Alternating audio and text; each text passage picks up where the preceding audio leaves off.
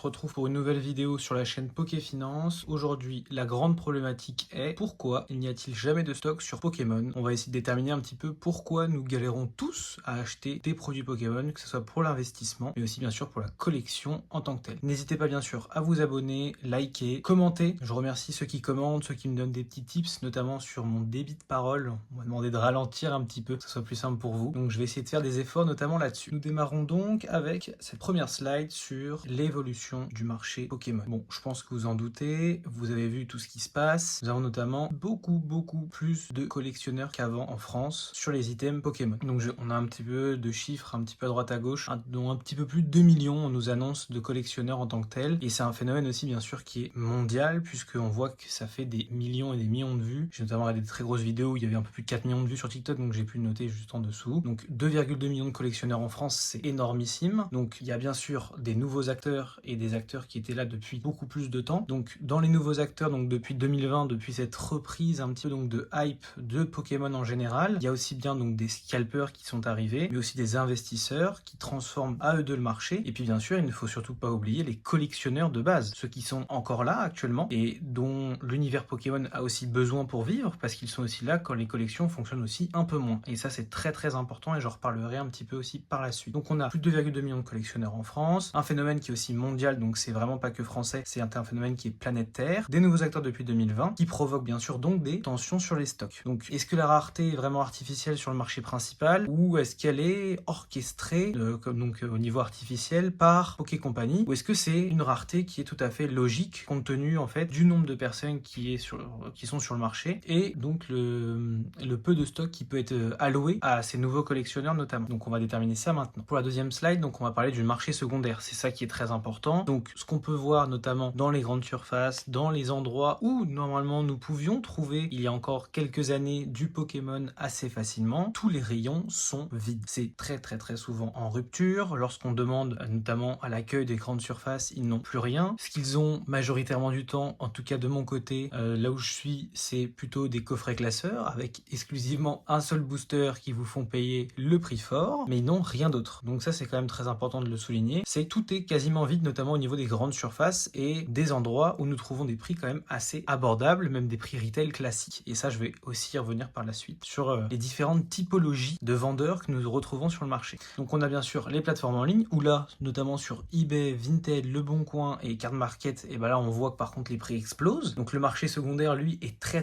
bien approvisionné, contrairement au marché classique. Donc en fait on se doute et on comprend très rapidement que le marché classique est totalement dépouillé et tout ce qui est pris sur le marché classique est renvoyé sur le marché secondaire, notamment sur les plateformes que je viens de dire. Et on a bien sûr un marché qui est de plus en plus structuré. Donc on a notamment des particuliers qui ont un certain pouvoir d'achat, qui vont donc ouvrir des sociétés pour avoir des numéros de SIRET et commencer à essayer de se fournir notamment directement auprès des fournisseurs. Ce qui est beaucoup plus simple puisque ça vous permet donc d'accéder à des quantités beaucoup plus importantes, à des prix beaucoup plus avantageux, mais il y a quand même une grosse barrière à l'entrée, donc création d'une société, et aussi les fournisseurs prennent, je pense, et je suis même quasi sûr, de moins en moins de nouveaux entrants, parce qu'ils sont là pour travailler le plus longtemps possible avec les gens et d'éviter notamment, bon je pense pas qu'ils évitent en tant que tel le scalping ou autre sur ce genre de produit, parce que eux ils sont pas là pour penser à ça, ils sont plutôt là pour être sûrs qu'ils vont vendre leurs marchandises, mais ils vont privilégier les personnes qui avaient déjà des contrats avec eux depuis des durées un peu plus importantes. Mais on voit que le marché se structure beaucoup plus, et même on le voit dans les grandes surfaces ou autres, il y a toujours des personnes qui ont X nombre de produits qui sont réservés exclusivement pour eux, et on le voit encore plus dans les boutiques spécialisées. Et ça, je vais y venir ensuite. Alors là, on va parler un petit peu de la stratégie marketing, donc des stratégies même marketing assez douteuses de Poké Company, mais aussi des boutiques indépendantes en tant que telles sur le marché Pokémon. Donc on a une rétention de stock que j'ai pu donc constater à plusieurs reprises dans plusieurs boutiques, donc notamment sur des sorties, et là je prends la sortie de V10, où on a des boutiques qui reçoivent 3, 4, 5 cartons de TB, donc qui vont réserver principalement un potentiellement pour les clients réguliers, donc 10 ETB directement, parce que c'est 10 ETB par carton, ETB Elite Trainer Box pour certains si vous êtes vraiment très nouveau dans le milieu, et qui vont donc en fait garder aussi un carton de côté et mettre le reste à l'avant. Donc vraiment le but c'est de garder pour eux des produits, au lieu de mettre potentiellement 4 autres cartons à la vente, ils vont en mettre que 2 le jour de la sortie, puis un autre ensuite, ce qui leur permet eux d'alimenter beaucoup plus régulièrement leurs réseaux sociaux, de recréer une hype sur leur boutique, etc. Donc c'est une stratégie marketing comme une autre, mais ils gardent leurs produits de côté pour pouvoir en fait refaire de la hype, refaire venir retenir les gens en boutique. Et eux, c'est surtout ça qu'ils cherchent et ça les intéresse principalement. On a bien sûr un sentiment d'urgence qui est vraiment décrété par cette stratégie marketing. Donc, il faut vraiment essayer de décrypter tout ce qui est donné sur les séries, notamment lorsqu'on vous dit qu'il n'y a pas du tout de stock, que le stock sera extrêmement bas. Ça nous crée tous une situation d'urgence, de problématique de comment se fournir. Et donc, bien sûr, ça fait une augmentation aussi des prix. Et donc là, on a, je vous ai mis juste en dessous, la fuite et les rumeurs. Et ça alimente bien sûr une pression d'achat sur tous les collectionneurs, investisseurs et même les scalpers au final. Ceux qui paniquent le plus vite, logiquement, sont les scalpers, puisqu'ils sont là pour une durée très courte. Donc ils vont chercher bien sûr un rendement le plus important possible, le plus rapidement possible. Et ensuite, il y a les investisseurs qui peuvent être pris légèrement de panique parce que normalement, en fonction donc du type d'investissement et surtout de la durée sur laquelle ils souhaitent investir, ils sont un peu moins touchés par le système. Et après, les pauvres, on a les collectionneurs, les vrais, les purs et durs, qui eux, en fait, se prennent la double vague juste avant et sont un petit peu le bec dans l'eau lorsqu'ils cherchent des items. Et bien sûr, donc on a, j'en parlais juste avant, la libération progressive des stocks. Donc vraiment, ils échelonnent en fait directement les sorties pour maintenir des prix très élevés. Et ça, j'en parle aussi, et je vais en parler là, mais je vais en parler aussi maintenant. On a des prix qui sont assez aberrants dans certaines boutiques, notamment indépendantes, des personnes qui mettent des ETB à 90, 100, 120 même, j'en ai vu certaines, ou les précommandes aussi qui sont quand même abusées au niveau des prix, et ils fonctionnent en fait sur cette thématique de sentiment d'urgence et de stratégie d'urgence, qui fait que les gens achètent tout et n'importe quoi, quasiment. Pas n'importe quoi quand même, mais quand on voit que des ETB partent à 150, 180 euros, des displays à 350 euros. J'ai vu certains tabacs vendre des displays EV10 à 320, 330 euros en précommande, parce que même les tabacs se mettent à faire des précommandes parce qu'ils regardent les prix sur le marché secondaire, ils se disent bon, il y a un billet supplémentaire à aller chercher, et on va le faire quand même. C'est limite.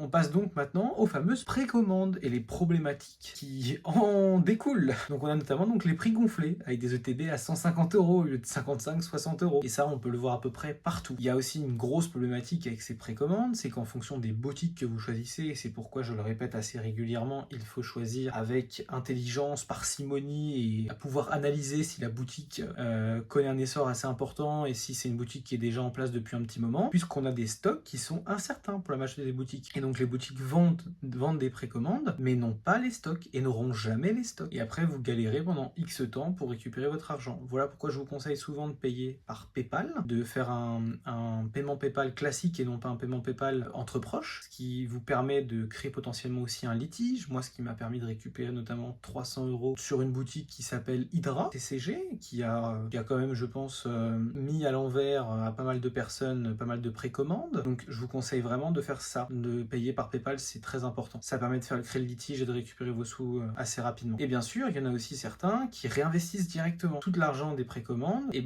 ils l'utilisent pour acheter d'autres produits par la suite. Donc vraiment, leur but, c'est de faire un roulement assez rapide. Donc normalement, ceux-là, ils évitent de vendre du surstock s'ils en ont pas, s'ils n'ont pas assez de stock, mais ça peut arriver parce que leur but, c'est de racheter derrière d'autres séries ou même d'acheter d'autres produits, des produits qui sont déjà sortis. Et donc leur but vraiment, c'est d'engranger juste du bénéfice, aller chercher des produits qui sont déjà vendus, qui ont déjà été vendus, déjà sortis, et eux, ça leur permet de faire de la trésorerie supplémentaire. Ensuite, on a bien sûr, donc j'en parlais très rapidement juste avant, des inégalités concernant l'accès aux produits. Donc on a dans les boutiques spécialisées des clients qui sont privilégiés parce qu'ils sont là depuis X temps.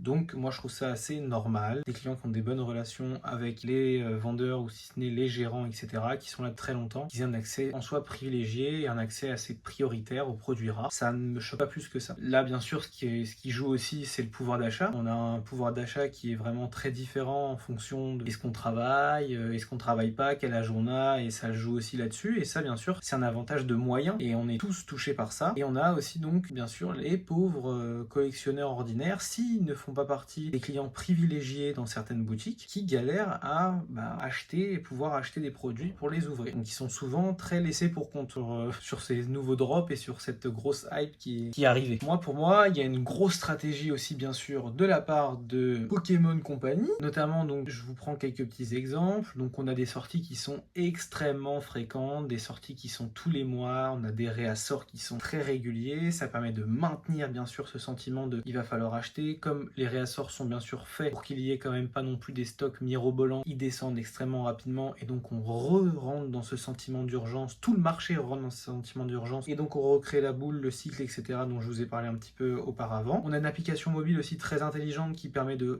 rester connecté avec les communautés, la communauté Pokémon en général, et qui génère vraiment, je pense, même des milliards de dollars au vu du nombre de personnes qui ont dû la télécharger. On a bien sûr aussi une omniprésence avec les partenariats, et là j'ai pris un partenariat dont je pense vous avez tous entendu parler, qui est le partenariat avec McDonald's et d'autres marques aussi. On a en plus de cette omniprésence la faculté à toucher des personnes style influenceurs qui vont propulser encore plus les produits Poké Company sur le devant de la scène. Et je prends l'exemple d'il y a peu, même extrêmement peu de temps, aujourd'hui même, Squeezie qui annonce un live d'ouverture de la nouvelle série EV10 pour avoir le Master. Donc je vous dis pas les retombées en tant que telles sur les ventes, je suis sûr qu'il y en aura, et ça va nous amener donc de nouveaux consommateurs, de nouveaux collectionneurs à terme, potentiellement de nouveaux scalpers et d'investisseurs ensuite. Il y en a bien sûr une mécanique qui est purement addictive, ça je pense que vous en doutez et que vous le remarquez. Le but est de faire consommer la communauté. C'est vraiment le but, faire consommer la communauté un maximum, maximiser les achats. C'est vraiment ce que cherche Poké Company, mais c'est assez logique, c'est une compagnie qui veut faire du profit. Donc là, je faisais juste le petit conseil aux collectionneurs, si je puis dire.